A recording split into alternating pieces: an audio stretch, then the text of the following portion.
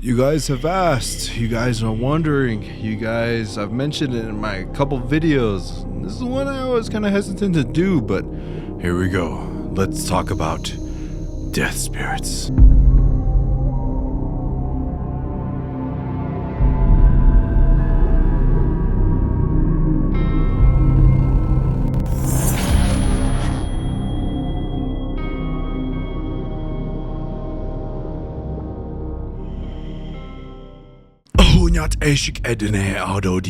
Welcome back to another episode of Shanclen Shadow Productions.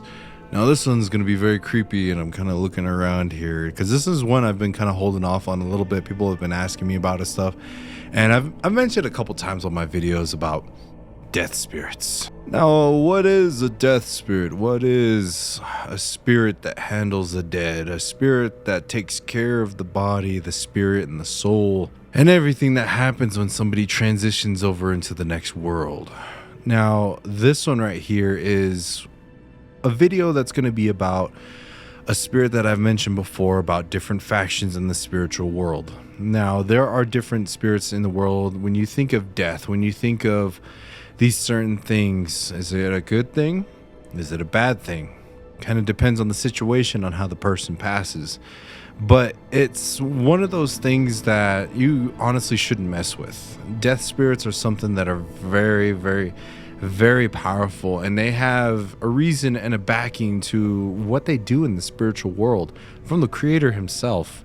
And when you think about spirits that are like that, they are created and made in such a way that they have a role to play in the spiritual world, a very powerful one too at that, because in our culture and in our ways, when somebody passes away, there's, in a sense, depending on what tribe, faith, or religion, there's always somebody that comes to take you to the next world. A lot of tribes, they have horses that come and take you to the next world, or sometimes you have family members that go and take you over to the next stage in your journey into the spiritual world, heaven, or wherever you go to in the next world, whatever you believe in.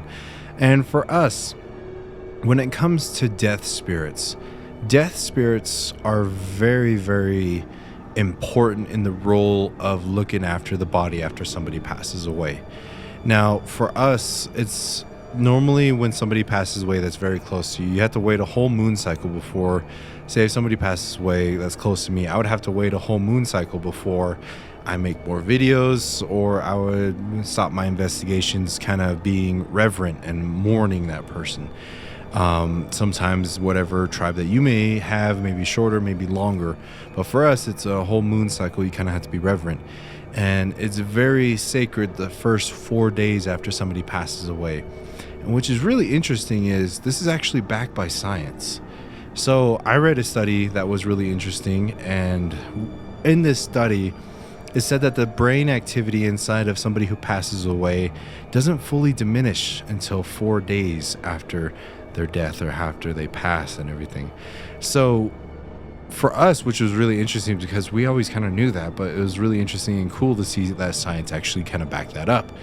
So when you go, there's a whole ceremony and a process that happens to be able to protect the body, to protect the spirit of the person, to make sure that they go into the next world or wherever they need to go to in the next world. And in those 4 days, and in that ceremony, a death spirit comes to the body.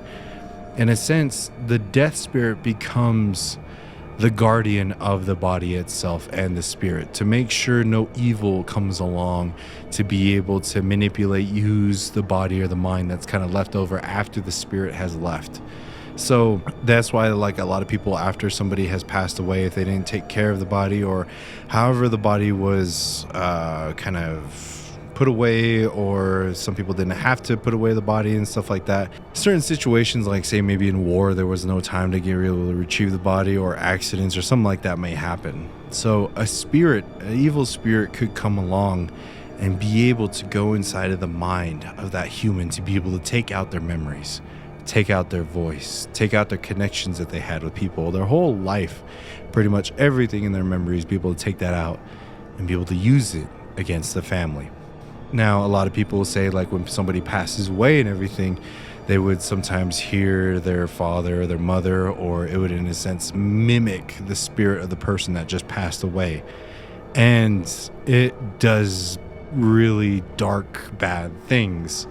And so whenever that happens, that's in a sense like the body is compromised. The body has been compromised by darkness and evil, because they would do stuff that's like out of character, that would be like really mean, dark, and scary and all that stuff. Because normally when somebody passes away and they come back, sometimes there are stories of spirits that do come back to visit the family, say their final goodbyes, give them good dreams, they get hugs and all that stuff. It's really beautiful. But if they come back with darkness and evil, it's not them. It's something else kind of taking over their image of who they are.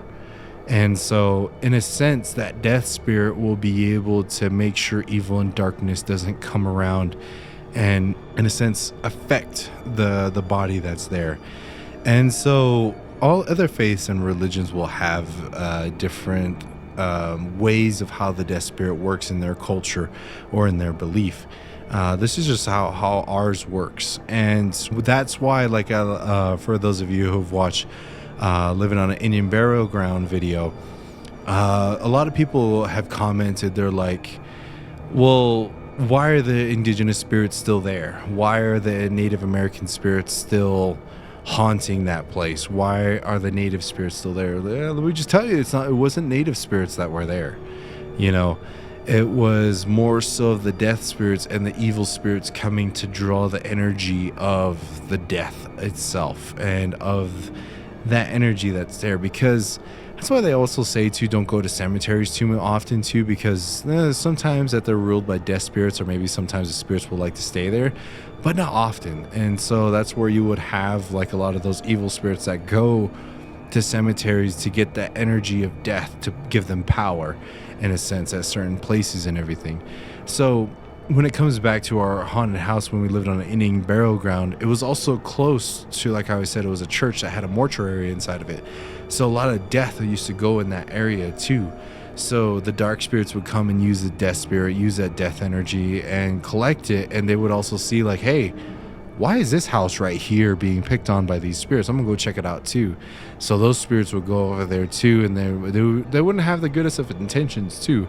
So the native spirits that were there, they have long gone and passed and everything. But our spirits of death remained there were the spirits of death, and also the evil spirits that used to kind of come around to collect the death energies there as well. And what's interesting too is I've heard stories about spiritual deities and beings bartering with death too, to be able to harvest some energies and stuff. So you always got to be careful and everything. So that's where it really kind of depends on your faith and religion of wherever you come from, of how you see death, how you interact with death. Because like I always said, it could be very beautiful, it could be very dark, it could be very angry, it could be very sad, and a lot of times you try to celebrate life, you try to celebrate their person's upbringing and all their accomplishments in life and everything. But sometimes evil doesn't like that. They like to come back as that person who has recently passed away and everything. So that's why it's always very interesting to be able to go and to these haunted locations and stuff and really be able to see, is it the actual spirit that decided to stay here, or is it the death spirit that wants to stay here too as well? Is that who I'm communicating with? Or am I communicating with the dark demons or the dark entities that want to harvest the death energy? Or is it just something else entirely? So that's one of those things. Is just like when you go investigate, when you go to these places, to be able to see these certain things, it's always very interesting to see how everything works and puts together, and how everything is tied in the spiritual world too. And so that's where it's also important too, to know the person that passed away, of who their bloodline is and their lineage and their belief systems, to call upon the right death spirit to be able to take them to the right places into the next world. Because it's always something that kind of pissed me off is I remember I saw this story of a Viking warrior that was really old and everything, and so he wanted to be able to go to Valhalla, and I guess in their ways, to be able to go to Valhalla, you had to die in combat. So he finally got his wish. He fought and died in battle, and at a very old age. But the people that were there were some nuns that were nearby they saw his dead body. They're like, oh no. So they went and they gathered his body and they buried him with a cross, and they gave him kind of like more so of a church burial. And he ended up going to heaven, which is not Valhalla, which would be like he didn't go to Valhalla, where he wanted to go to and see all his friends and family and everything. Same thing goes with people in religions and faiths. There's different places you can send these beings off to, like how in our start of our journeys and everything, we go up to the Star Nation, we begin our journey there, and we go into the next happy hunting grounds. Like I always said, like different faiths and religions have different heavens, so you got to be able to know the right songs, ceremonies, and names to call upon to be able to bring these certain death spirits, I guess you can say, to be able to help these spirits cross over into the next world. So in a sense, there are death spirit ceremonies that we do have too. I'm pretty sure you guys might have seen some of our old videos on my other channel I used to have, where we used to do like those death spirit ceremonies to be able to help cross over those spirits. And that's why I always say, like, yeah, I've always seen mediums that go to the places like, in the name of Jesus, you go to the light. But they're still there because they don't want to go to that heaven. They want to go somewhere else. So you got to take them to the right place, you know, and that's what, in a sense, is the role of a death spirit is. They're the ones that get them started on that journey and get them started on the renewal back into becoming pure to go to the spirit world again. And so that's why you always have to try to respect death spirits. That's why you always have to try to remember that they have a place in the spiritual world, and they have a place that is necessary to be able to help people, but also they can do some bad things too. I remember hearing stories about that too. But always be careful. And for me, whenever I go on investigations and we run into a death spirit, my maximum respect level goes to 10,000. I try because it's just like how I said, they have their roles, they have their ways of doing their own things, and just got to respect what they got to do. They're doing their job. So that's a little bit of stories of death spirits that I have for everybody here. But thank you all so much for watching.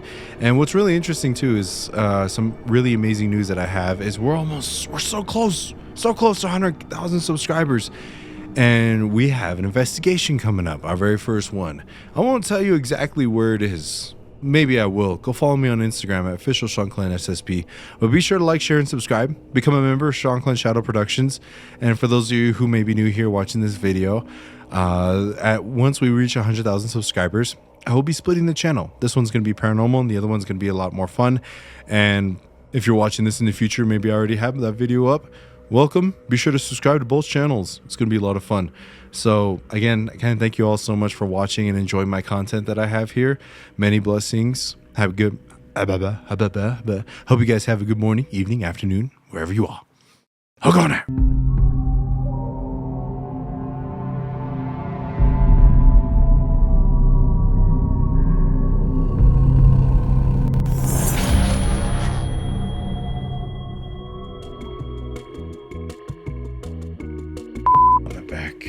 I did deadlifts today. My back hurts. I think that should be it for now, right? Just 2? Yeah, because then I'll have the investigation up by then. 2 weeks. Should I do another video? Feeling kind of tired.